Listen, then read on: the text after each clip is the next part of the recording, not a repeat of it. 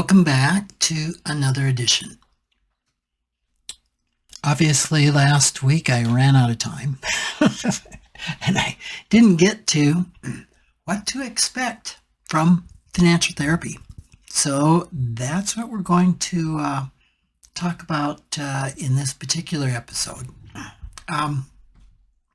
This is somewhat of a pretty diverse topic because every planner and every therapist and every financial therapist will have their own brand, their own way that they do financial therapy. And like we talked about last time, financial therapy is on such a huge continuum that you might go to one financial therapist who is really dialed in on the financial side and another one who's really dialed in on the therapeutic side and wonder if this is financial therapy at all.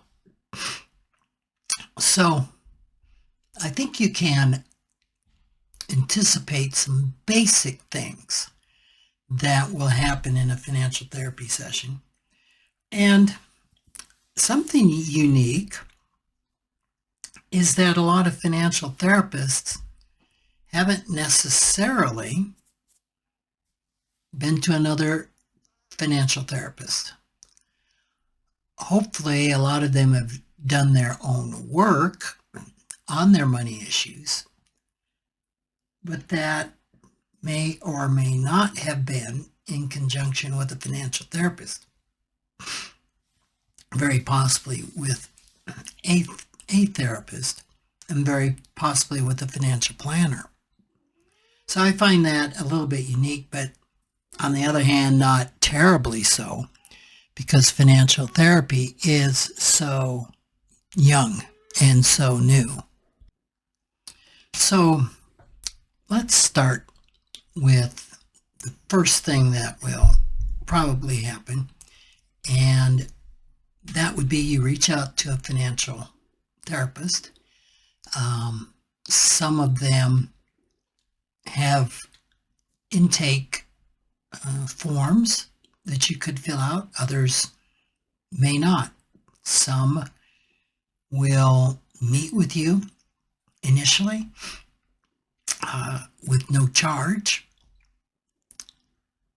It could be 20 minutes, it could be a half hour, might even be an hour. Others will charge from the very first meeting. And I would say there's really no standard protocol here. Each financial therapist has their own preference, and there's pros and cons to each method. I would say probably the busier that a financial therapist is, the more reluctant they will be to give away too much time with no charge. And I know many that will just charge from the very first session. And I think it depends a lot about their intake, how much work is done up front. I know that with a lot of my first-time clients, I do give them a number of assessments up front, sometimes a lot of times before they even come in. And that way, when we start, I know quite a bit about the client. So upfront assessments are pretty common. This is where the financial therapist will ask questions to try and understand your financial history, your emotional relationship with money, and to determine what the pressing financial issues or challenges are. I look at initial assessments much like you would lab work with a medical professional. It's just important to gather information. When you go to a financial planner, there's something that they call data gathering. And it's almost malpractice to start giving advice in a financial context without any gathering of the facts, just as it would be negligent of a medical practitioner to start treating you for a problem he thinks you might have, but where he's or she has run no tests. So the initial assessment, I think, is pretty important. There are a huge number of various assessments that are done. Some of those that I give have been written about or listed in Facilitating Financial Health. I really like the KMSI-R, the Client's Money Script Inventory. I would say I almost give that to every client that comes in, oftentimes right up front, oftentimes before they come in. When I look at that, it gives me an idea, just a kind of a general lay of the land as to what the money beliefs are with this particular person. Depending on the client, I may give them a money egg to do up front, where you go through and you draw the positive and negative money events of your life. I may give them the money atom, which is a exercise where a person draws their family. It would be a 2D genealogram. I think you're familiar probably with the 1D genealogram, which is very structured in its construction, that shows all the relationships and people in your heritage. The 2D goes a bit further because it's very freeform, and it begins to really give a lot more information as to the importance of relationships and the importance of various people in your life and how the money flowed between them. There's the incompletion exercise that can be helpful. There's just so many exercises, and these are just mine. And I think every financial therapist is going to come across something that's really helpful for them, and I use some other initial evaluations, like George Kinder's 3 questions is a good one. So there will be some type of an evaluation. Maybe the financial therapist will send them to you before you ever meet with them. Maybe it will be after you meet with them. It's kind of up to that therapist. Like I said, I tend to send some ahead of time just to get things going. And I'll also, these assessments are not just for the therapist. They can shed a lot of light for the client prior to coming in. I can't tell you how many clients I've had that have come in and they've done the exercises, and they've already received insights as to where we might go, or where the origination of the problem that's brought them in may be coming from. So initial assessments are really important, and they can be ongoing throughout certainly the early part of the relationship. There may be some exploration of money scripts, and I've already alluded to this. Money scripts are those thoughts, feelings, beliefs that you have about money. I've done a number of podcasts on money scripts, on the 4 different money categories that money scripts fall into.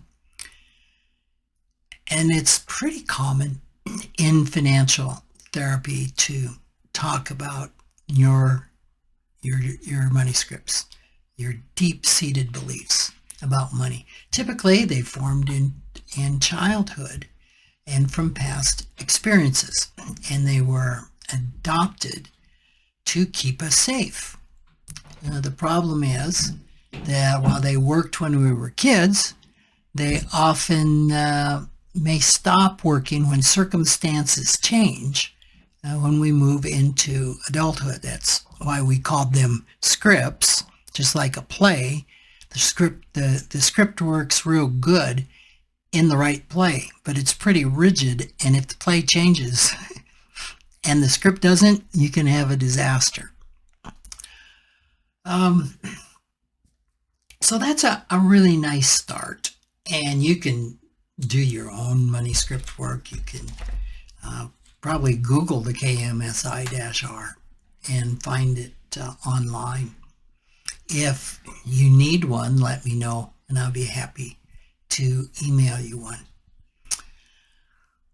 Then from that, and this doesn't necessarily have to move in progression. I mean, there's no real steps, but at some point in time, there's going to we're going to start addressing the emotional blocks, the key reason why you're here, and that's probably presented very, very quickly. And the realization that money issues often come from emotional barriers, from unresolved trauma, fear, anxiety about money, just everything that can be holding you back. So typically there's a time of exploration in where you're talking a lot about what's going on, what the pain point is. And the therapist's job initially is to really try to listen deeply and to really try to understand what's happening. Typically, it's not real helpful to give out a lot of information or a lot of knowledge or to try and fix the problem, because typically people are not coming to a financial therapist because they don't have the knowledge. Usually they've tried everything they know how to try, and that's what's bringing them in when they begin to realize that there's an emotional component to the blockage of moving forward with on the financial issue. Now, that's not to say that there just may not be the knowledge there. I can't tell you how many times when I've been working with a client and I've been working, say, in an IFS part session, and we're working with the part that I remember once I was working with a client who's had started a new business, and we were working with her, the part of her that was running the business. And if I remember right, we identified that part was probably about 12 years old. And this part was just beating up the system because it had been 1 year and they weren't profitable. Now, the business was paying them a salary, but there was no designated profit left over. And at some point in time in the exploration, I said, ask the part managing your business and who's so upset that you're not turning a profit if it would like some more information. And the client said, yeah, he'd be open to that. So I said, well, tell it that it is not very common that a new business turns a profit in 1 year, or even 3 years, that oftentimes it takes 5 years, and it even can take longer to actually start turning a profit. And there's many companies you can point to. I don't know how long it took Tesla, for example, to turn a profit. But even small businesses, it can take a long time. And I remember the client saying, oh, he's really taken that in. He's pretty stunned. And then reporting to me, oh, he's really getting small now. He's feeling so much shame because he didn't have that information. And here he was just beaten up on every other part of the financial system for not turning a profit. And then we worked with the shame around that. So there was a case where just some knowledge made a big difference. But in many cases, additional knowledge isn't what's needed. What's needed is to hear the story. To hear the story that is behind the blockage, behind the seemingly inexplainable or illogical behavior that's going on. And once a person can really tell that story, I can't think of a time that the behavior remains illogical. It is typically very logical when we understand the emotional, the emotions and the story behind the behavior. Something else that can be addressed would be an awareness of cognitive biases. Therapists will often get into this. It's more of a CBT, cognitive behavioral therapy tool, which is where you can look at things like loss aversion or confirmation bias or anchoring that unconsciously affect financial decisions and bring awareness to you when this is happening. And I've talked a lot about this in the podcast, a lot about cognitive biases. Well, if I get started on them, I'll probably not stop. It doesn't help too much if the therapist says, well, there you go, anchoring again. Now you're into herd mentality. That's confirmation bias. But it does help if the therapist can help you explore the emotions behind the biases. For example, confirmation bias is where you look for data that supports what you believe. And so often in money and investing in financial issues, what we believe is not necessarily fact. And yet we only look to data, only read books, only read articles, whatever the case may be, that support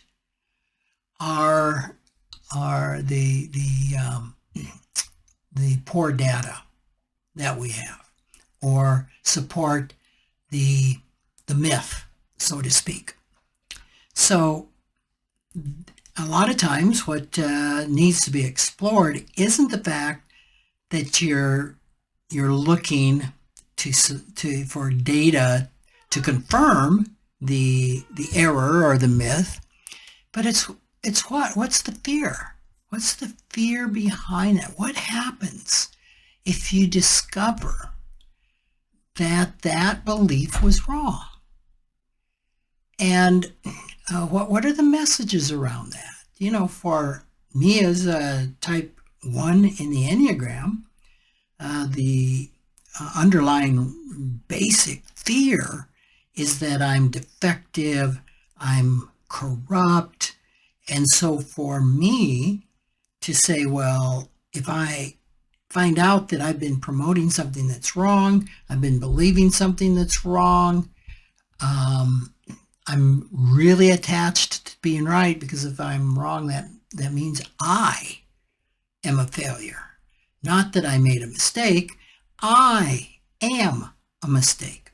So these can be huge, huge. So a therapist will help you take a look at those. And again, they can use a lot of different therapeutic exercises.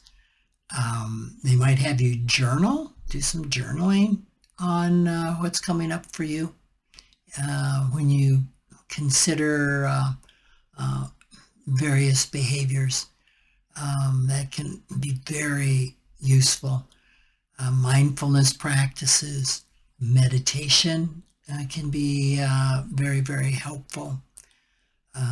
Maybe they'll have you do some role playing, money conversations. I mean, there's just many, many tools out there that a therapist may use. Other things that could be part of the work of a financial therapist is helping you with family and relational dynamics.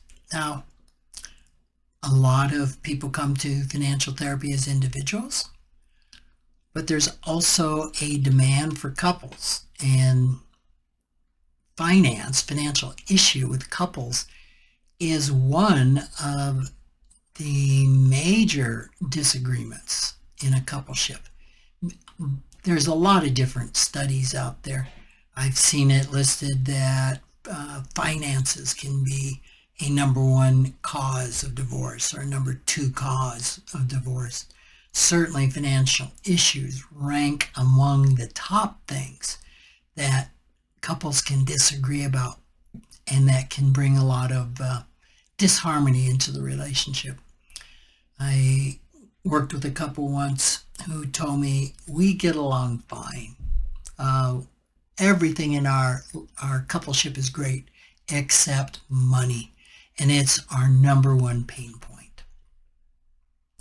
I remember with that couple, I didn't mention this, I had them do some work with the Enneagram and taken some Enneagram evaluations, which proved to be super insightful for them and helping them understand their dynamic as a couple and how that relates to how they do money. Sometimes the financial therapist will meet with the client and children. I have been involved in a number of meetings between a parent and a child, oftentimes involving enabling. But they can involve a number of things around estate planning or education planning, just an unlimited number of things where a financial therapist can be brought into the actual family dynamics and the conflicts going on within the family. You might work with a financial therapist that can work with you on your goal setting and planning, especially once the underlying trauma is visited. And this is so important that it's often hard to move on to doing planning or looking at goals and the future possibilities until the past problems are addressed. And so if you're working with a financial therapist who's more on the coaching side of things, that doesn't have the deeper trauma skills, this may be the time that financial therapist refers you out to a financial therapist who's trained in trauma. Because it's really important that the underlying trauma is addressed, the underlying parts are liberated, and in so many words, healed, before trying to build a house on that foundation. The trauma can be the unstable soil. So that really needs to be resolved before successful planning around where that trauma is based is going to be done. It's just so key to almost anything, any belief. Something as simple as saving for retirement.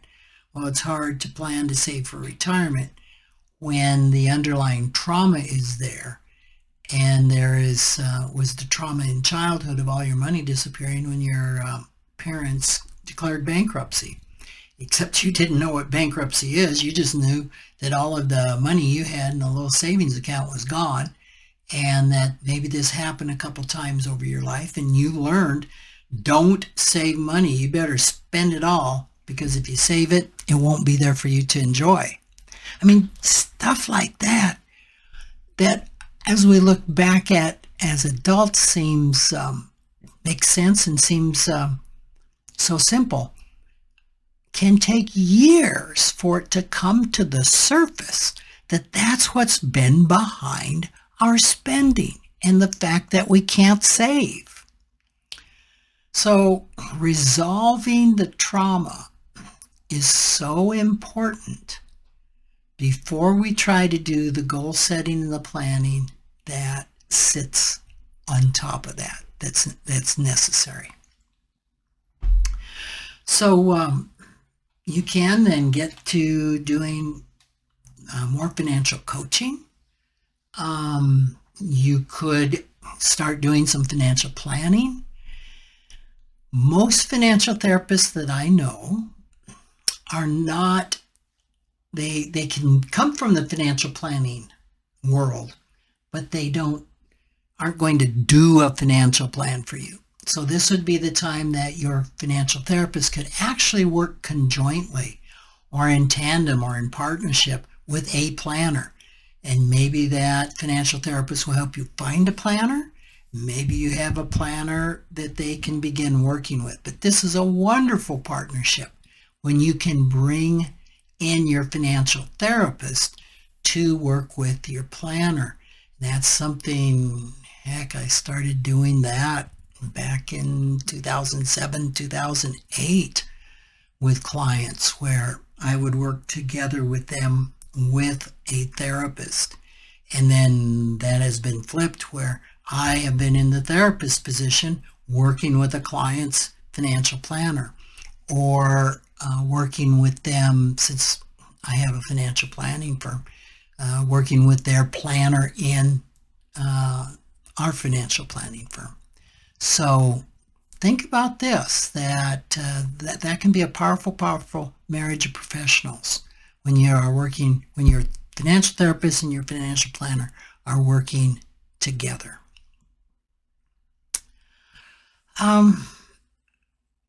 I think I've pretty much covered everything. Your financial therapist can continue to support you. Maybe you cut down meetings. I mean, once a week is kind of the industry gold standard, but maybe you meet once every couple of weeks.